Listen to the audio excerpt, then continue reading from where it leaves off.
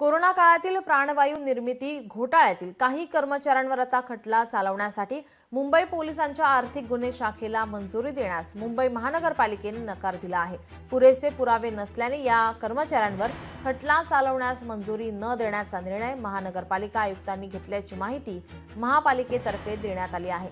या घोटाळ्यातील काही कर्मचाऱ्यांवर खटला चालवण्यासाठी ईओडब्ल्यूने आता महापालिका आयुक्तांकडे मंजुरी मागितली होती। कोरोना काळात विविध योजनांतील अनियमिततेबद्दल पोलिसांनी महापालिका अधिकाऱ्यांवर 4 वेगवेगळे गुन्हे दाखल केले होते। त्यात प्राणवायू निर्मिती प्रकल्प, रेमडेसिवीर औषध, खिचडी वाटप आणि मृतदेह ठेवण्यासाठीच्या पिशव्यांच्या घोटाळ्यांचा समावेश होता। परंतु पोलिसांनी केवळ प्राणवायू निर्मिती घोटाळ्याशी संबंधित महापालिका कर्मचाऱ्यांवर फौजदारी कारवाई करण्यासाठी मंजुरी मागितली होती।